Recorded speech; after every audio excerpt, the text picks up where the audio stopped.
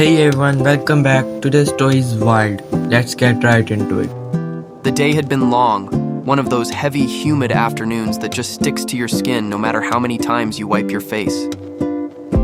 I was finally done with work, and the only thing between me and a cold shower was the bus ride home. When the bus pulled up, it hissed like it was just as tired as the passengers waiting in line. I climbed aboard, tapped my card, and scanned for a seat. The air inside was a mix of cheap perfume, wet pavement, and the low hum of tired commuters. Every seat looked occupied until I spotted one near the back, next to a window slightly fogged up from the rain outside. Perfect. I slid into the seat, adjusted my bag on my lap, and exhaled for what felt like the first time that day. I popped in my earbuds, hoping to zone out for the next 30 minutes. Just another ordinary bus ride. Or at least, that's what I thought. A few minutes later, the bus slowed to a stop at the next pickup point. The door folded open, letting in a gust of damp evening air, and her. She stepped inside with the kind of confidence that didn't belong in a bus. Mid-50s, blonde highlights, stiff with hairspray, oversized sunglasses still perched on her face, even though the sun had already dipped below the skyline. Her heels clicked loudly on the metal floor like she wanted the entire bus to know she had arrived. Karen. Of course, I didn't know her name yet, but everyone felt it. The aura, the energy, the I own everything I step on attitude. She took one look down the aisle, scanning the rows of passengers like a general inspecting her troops. Then her gaze landed on me. For a second, I thought maybe she was looking past me. But no. Her eyebrows tightened, her lips pressed together, and her jaw tensed. And that's when she marched straight toward me. You. Get up. That's my seat. I blinked, taking out an earbud. Sorry? She repeated it louder, like volume might help me understand her logic. I said get up. That's my seat. I sit there every evening. I turned slightly, glancing around. Half a dozen empty seats were still open across the aisle. Ma'am, the seat's not reserved, I said politely. You can sit anywhere. Her expression twisted like I'd just insulted her entire bloodline. Do you know who I am? I had to stop myself from laughing. No, ma'am. Should I? That earned me a sharp inhale from her, the kind of gasp someone makes right before calling the manager. She pointed a perfectly manicured finger at me. I've been riding this bus for years. That's my seat. Everyone knows that. The bus grew quieter. The driver, an older man named Mr. Harris, glanced at us through the mirror. Ma'am, he called out, we've got other seats open. Please take one so we can move. But Karen wasn't hearing him. She was locked on me like a hawk spotting prey. Young people these days have no respect, she muttered loudly enough for everyone to hear. I've worked hard all my life and you can't even stand up for a lady? The man across from me lowered his newspaper slightly. A teenage girl stopped scrolling her phone. You could feel the tension building in the air, that awkward mix of disbelief and anticipation. I kept my tone calm. Ma'am, this isn't about respect. It's just first come, first serve. You can sit anywhere else. Her eyes widened, almost theatrically. First come, oh, you've got to be kidding me. She looked around at the other passengers. You all heard that? He thinks he can take my seat and talk back to me? The bus stayed silent. Nobody wanted to get involved. Not yet. Then she huffed, crossed her arms, and planted herself right in front of me, blocking the aisle. The driver called again, this time with a hint of irritation. Ma'am, please sit down, you're holding us up. But she wasn't moving. Instead, she said the one line that made everyone's head turn. You don't even look like you belong on this route. That sentence cut through the air like glass.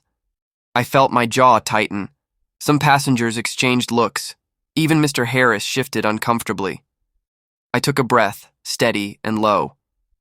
I belong wherever my ticket takes me, ma'am. Her lips curled into a smile. Not the friendly kind. Oh, so you did pay? That's a surprise. The bus was dead quiet now. The tension was so thick you could hear the rain tapping against the windows. From the corner of my eye, I noticed a young woman, later I'd learn her name was Maya, giving me a small, sympathetic nod, silently saying, "Don't engage." But deep down, I could feel the anger brewing. I wasn't just defending a seat anymore, I was defending my dignity. Karen leaned in slightly, her perfume so strong it made my eyes water. "Move! Now!" I stared straight ahead, calm, but firm. "No." For a second, I thought she might actually explode. Her face went red, her jaw trembled, and her voice came out shaking with rage. "This is unbelievable! The disrespect! I'm going to report you and this entire bus!" Mr. Harris sighed. "Ma'am, last warning. Sit down, or I'll call security at the next stop." Her mouth dropped open like she couldn't believe someone dared to talk to her that way. The passenger's eyes followed her as she stomped toward a pole, muttering under her breath. I could hear faint words. Disrespectful. No manners. My seat. I leaned back against the window, heart still pounding but steady. I didn't say a word. The bus started moving again, and as it did, a strange calm settled in. The girl beside me whispered, "You handled that better than I would have." I smiled faintly. Something tells me this ride's not over yet. And she was right, because Karen wasn't done, not even close. Bro, I can already tell this ride's about to go way downhill. The nerve of this woman thinking she's royalty on public transport. The bus rattled along the damp city road, wipers squeaking in rhythm as raindrops drummed against the windows. You could feel the entire mood shift, like everyone was holding their breath, waiting for Karen's next move. I thought maybe she'd just mutter a bit, calm down and move on. But no. Karen wasn't the kind of person who let things go. She stood there, clutching the pole, glaring at me like I'd personally committed a crime against her family.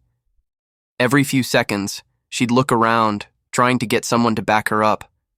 But everyone avoided eye contact, too tired, too cautious, or maybe just too entertained to interrupt. Then she spoke loudly enough for half the bus to hear. "Unbelievable. People these days have no respect. He's just sitting there like he owns the place. I've ridden this bus route for 10 years. Everyone knows that seat belongs to me." Her voice cracked slightly on the word "me," and I could tell she was fishing for support. But all she got was the sound of the bus engine humming.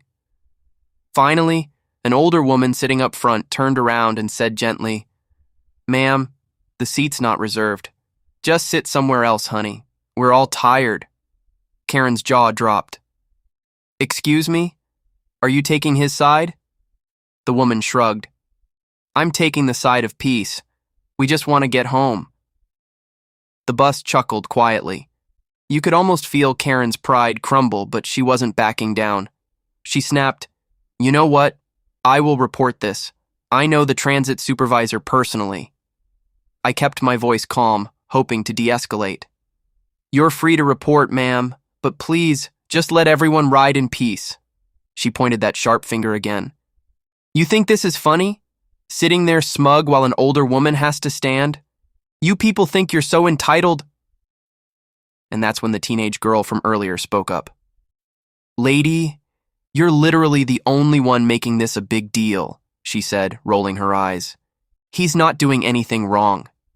Karen spun toward her. "Excuse me? Watch your tone, young lady!" The driver's voice boomed over the intercom. "Enough. Both of you, calm down or I'm pulling over." That shut the bus up for about 5 seconds. Then, of course, Karen had to go and make it worse. She whipped out her phone, camera already recording. "I have every right to document this harassment," she yelled. "Harassment? Really?" She pointed the camera straight at me. "Everyone online will see how disrespectful people treat their elders these days. Look at this young man. Won't even stand up for a lady." The bus erupted into groans. A guy near the back muttered, "Here we go." I didn't move. I just looked out the window, pretending not to notice her camera. That probably made her angrier. Then, In a move that could only be described as pure Karen energy, she yelled, "Driver, stop this bus right now!" Mr. Harris sighed deeply, clearly regretting every decision that led him to this moment. "Ma'am, unless there's an emergency, I'm not stopping until the next stop." "Well, it is an emergency," she snapped. "I feel unsafe." "Unsafe?" Maya blurted from the next row. "He literally hasn't moved or said anything for 10 minutes. Karen turned her fury toward Maya. "You stay out of this." Maya crossed her arms. "No, you've been bullying him since you got on. He didn't do anything to you." That's when Karen stomped toward Maya's row, phone still recording, voice rising higher with each word. "You kids think you can gang up on me? You'll regret this. I'll make sure every one of you gets banned from this route." Mr. Harris hit the brakes so suddenly everyone lurched forward. The bus screeched to a halt at a red light, and his voice thundered, "Ma'am, enough! You either sit down right now or you're off my bus." The entire bus went silent. Even the rain seemed to pause. Karen froze, lips trembling, not from fear, but pure disbelief that someone dared to talk to her like that. "You can't do that! I pay for this service!" Mr. Harris turned in his seat, voice steady but firm. "Then use it properly. Sit down or step off." Her face flushed red. She opened her mouth, closed it, then muttered something under her breath before finally sitting down. The moment she did, half the bus exhaled in relief. Someone clapped quietly in the back. Maya looked over at me, shaking her head. "I swear people like that just look for fights." I chuckled softly. "Yeah, I thought this would just be a normal ride home." She smiled. "Guess not. You handled it better than most would have." I gave a small nod, but my heart was still pounding. The entire encounter felt surreal, like one of those viral videos you scroll past online, except this time, I was in it. Karen sat stiffly, arms crossed, glaring out the window. Every so often, she'd mutter to herself, something about disrespectful kids and lawsuits. But I could see her reflection in the glass. She wasn't angry anymore. She was embarrassed. You could tell by the way her eyes darted around, realizing nobody had backed her up. Still, deep down, I had a feeling this wasn't the end. People like her don't just let things go. They find ways to make it bigger. And as the bus rolled into the next stop, I noticed her picking her phone back up, whispering into it quietly. That's when Maya nudged me. "She's calling someone." I frowned. "Who?" Maya's eyes widened slightly. "I think she just said, transit security." I sighed. "Oh, great. Here we go again. Yo, the whole bus was teaming up against Karen was cinematic. She really thought she owned the public transport. The bus rolled through the fading rain, tires hissing over the wet road.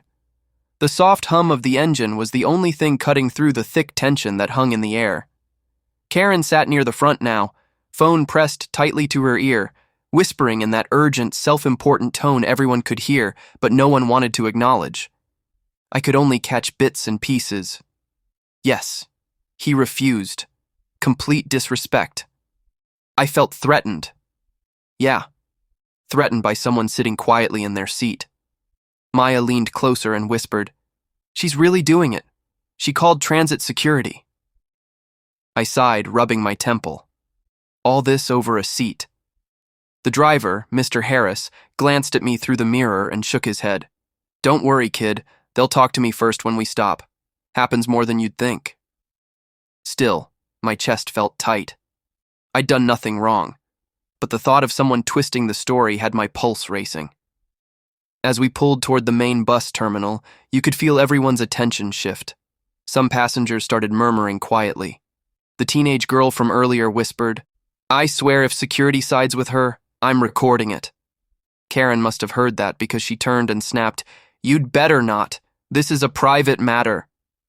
The girl smirked. "You made it public when you started yelling at everyone." That earned a few chuckles from the back. Karen's face went crimson. "Disrespectful little—" The driver interrupted her sharply. "Ma'am, not another word."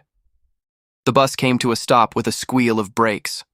Red and blue transit lights flickered near the station. Sure enough, two security officers were waiting outside, a man and a woman, both looking mildly annoyed, like they'd already guessed what kind of situation they were walking into. Karen stood immediately, straightened her jacket, and announced loudly, "Finally, some real authority!" Maya muttered, "Oh, this should be good." Karen stormed down the aisle before the doors had even fully opened. "Officers!" she cried, pointing back toward me dramatically. "That's the one! He refused to give me his seat and verbally attacked me in front of everyone!" The officers blinked, then looked over her shoulder at me, sitting calmly, headphones around my neck, hands in plain sight. The female officer spoke first. "Ma'am, let's slow down. You said he attacked you?" Karen nodded fiercely. "Yes, verbally. He disrespected me, refused to stand for an elderly woman, and caused a disturbance." Behind her, Mr. Harris sighed and stepped forward. "Officers, that's not what happened." Karen spun around. "Excuse me?" Mr. Harris gestured toward me. "This young man boarded first, sat quietly, and never raised his voice. She's the one who's been yelling since she got on." The male officer scribbled something on his notepad.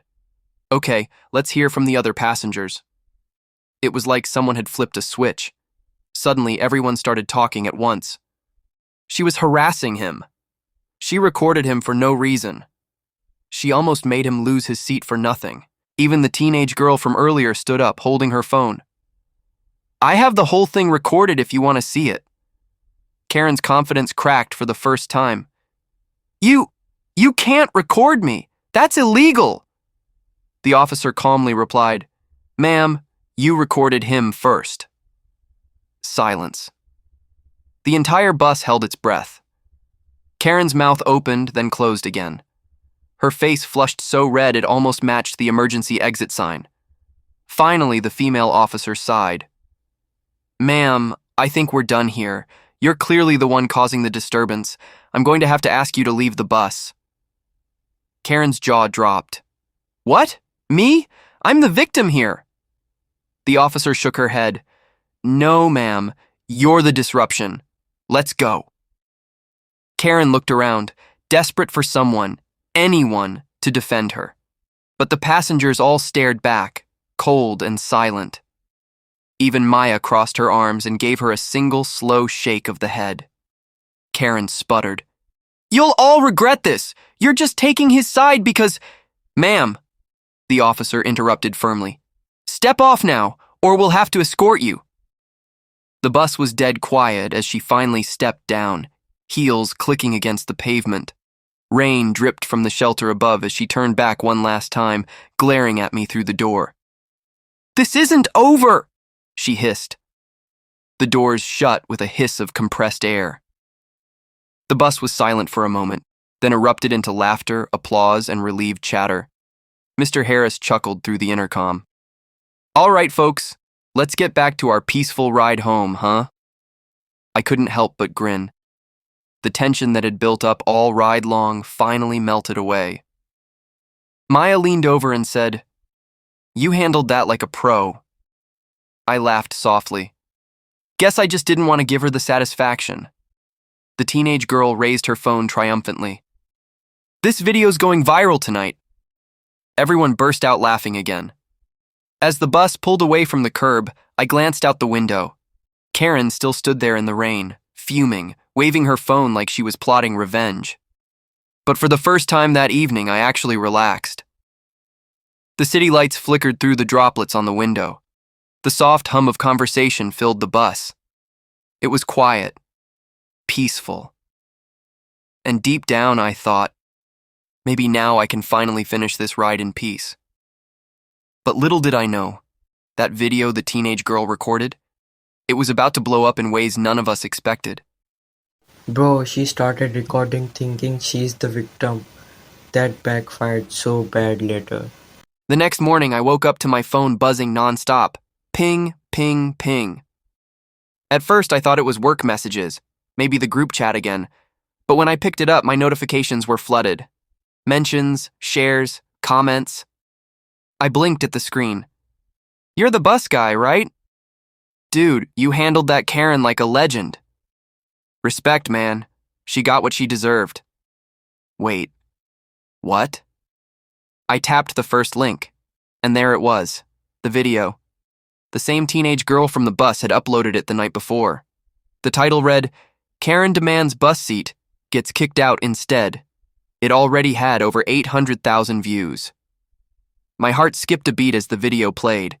There I was, sitting quietly, earbuds in, while Karen ranted in full volume about her seat. The comments were going wild. He stayed calm the whole time. Absolute legend. That driver deserves a raise. She really called the cops on a bus ride. By noon, news pages and meme accounts had picked it up. There were edits, remixes, and captions like Karen versus Common Sense, Round 1. It was surreal. I had gone viral. Not for something stupid or staged, but just for not losing my temper. Maya texted me a screenshot. Maya, bro, you're famous, check Twitter. Sure enough, On Bus Karen was trending. Someone even made a drawing of Karen standing in the rain, heels sinking in a puddle, with the caption, Instant Karma in HD. Meanwhile, Karen didn't take it well. A few days later, she was on local Facebook community pages, writing angry posts in all caps about harassment, privacy violations, and social media mobs. But every time she posted, people in the comments would remind her, you started recording first. Next time, just take an empty seat. Respect goes both ways. Eventually, she deactivated her account. Mr. Harris, the bus driver, even gave me a nod the next time I saw him. Kid, he said, chuckling, you made our whole route famous. Passengers been talking about that day all week. I laughed. Hope that's a good thing. He grinned. Best thing that happened on this job in years. Even the regulars, the quiet people who never said much, started giving me friendly nods when I boarded. One guy even said, hey, you're the guy from the video. You handled that real classy. And every time I just smiled and said, thanks. Just doing what anyone should have done. Still, deep down, I thought a lot about it. About how quickly things had escalated. How something as simple as a seat could reveal so much about people. It wasn't just about one Karen. It was about how easy it is to lose empathy, to think the world owes you something, and how staying calm, even when someone's yelling in your face, can flip the whole story. That evening, I took the same bus home. The rain had stopped, but the smell of damp asphalt still lingered in the air. I found my usual seat by the window and sat down. For a moment, I glanced at the aisle, half expecting her to storm in again, sunglasses and all, but she didn't. Instead, Maya boarded a few stops later, spotted me, and laughed. Still got your famous seat, huh? Guess it's officially mine now, I said with a grin. She sat beside me, smiling. You know, that video might have made the internet laugh, but you actually handled it with class. Most people would have snapped. Maybe, I said, watching the city lights blur past the window. But sometimes silence says more than shouting ever could. The bus rolled on, peaceful and quiet, and for once everyone on board seemed to agree. Karma came faster than the bus route. She went viral for the worst reason ever. Honestly, peace and patience always win. And that's it for today's story. Guys, what do you have done in that situation? Stay calm or clap back? Let me know in the comments. And don't forget to like, share and subscribe for more Echo and Karen stories.